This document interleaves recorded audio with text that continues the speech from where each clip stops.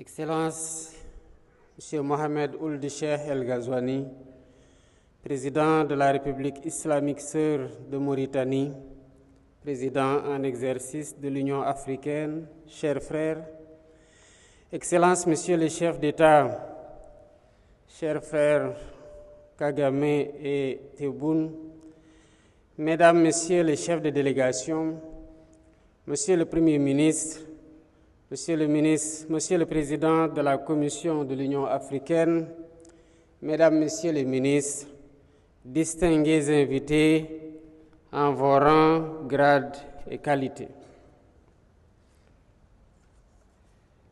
Mesdames, Messieurs, je tiens d'abord à remercier mon frère, le président Ghazouani, pour son invitation à cette rencontre et les dispositions habituelles qu'il a bien voulu faire prendre pour faciliter notre séjour ici. Nous nous sentons bien chez nous. Son implication, je lui renouvelle mes félicitations pour son leadership et son remarquable travail à la tête de l'Union africaine dans un monde en constante mutation, marqué par des turbulences préoccupantes. Notre rencontre de ce matin est la parfaite illustration de son implication personnelle face aux défis du continent.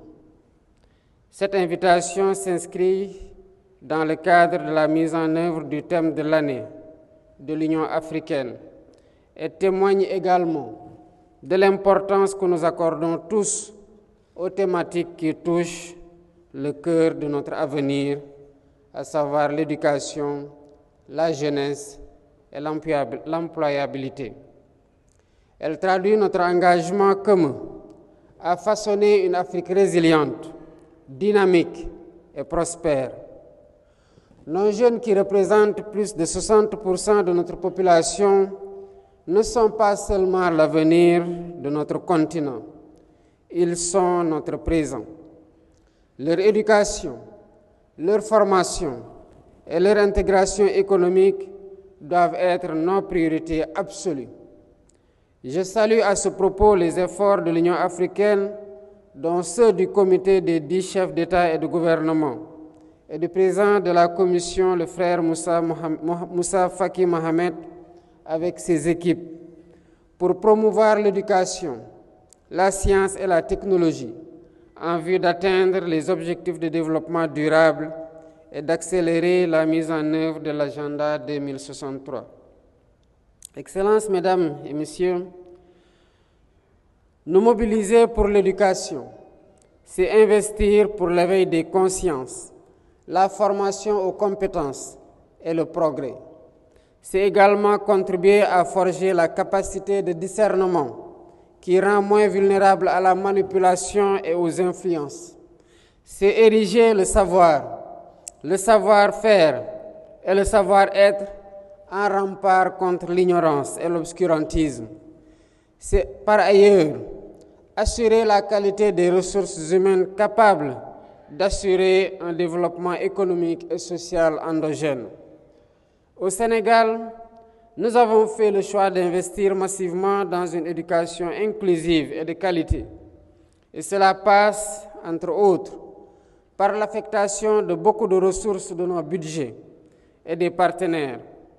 Cela passe par l'accès à tous à une éducation de qualité, en particulier pour les jeunes filles et les communautés rurales, afin de briser les cycles de pauvreté. Cela passe par le renforcement de l'éducation, de l'introduction des technologies, du numérique dans le système d'éducation, de formation à tous les niveaux. Cela passe par le renforcement de la formation technique et professionnelle adaptée aux besoins du marché pour connecter nos jeunes au monde du travail. Mais il ne suffit pas de former, il faut aussi créer des opportunités d'emploi et des écosystèmes favorables. La jeunesse est le moteur de la transformation économique. Nos jeunes regorgent de créativité et d'ambition. C'est à nous, décideurs, de leur offrir les conditions nécessaires pour innover et entreprendre. C'est ce que nous faisons au Sénégal, où l'investissement dans le capital humain de qualité et l'équité sociale sont au cœur du nouvel agenda de transformation de notre système et du pays à l'horizon 2050.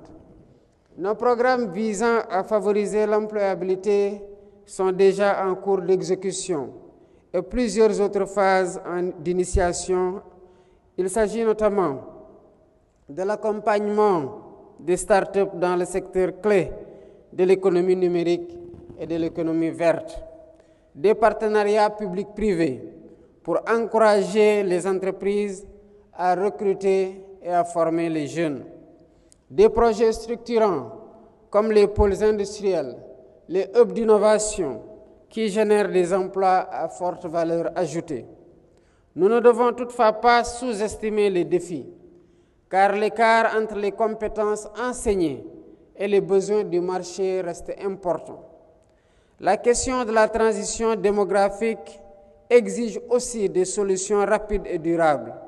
Cela demande des mesures telles que des politiques continentales harmonisées pour favoriser la mobilité des talents et des opportunités. Cela demande une collaboration renforcée avec nos partenaires internationaux pour mobiliser davantage de ressources et d'expertise. Le développement des infrastructures éducatives et numériques pour réduire la fracture entre les zones urbaines et les zones rurales. Excellences, Mesdames et Messieurs, le succès de notre continent repose sur notre capacité à offrir à nos jeunes les moyens de réaliser leurs rêves. Unissons donc nos forces en vue de bâtir une économie africaine capable de retenir nos talents et de répondre aux aspirations de notre jeunesse. Ensemble, faisons de cette conférence un tournant important pour l'avenir de notre jeunesse et de l'Afrique. Travaillons main dans la main pour bâtir un continent où chaque jeune, où qu'il se trouve, pourra s'épanouir et contribuer au développement de notre continent. Je vous remercie de votre aimable attention.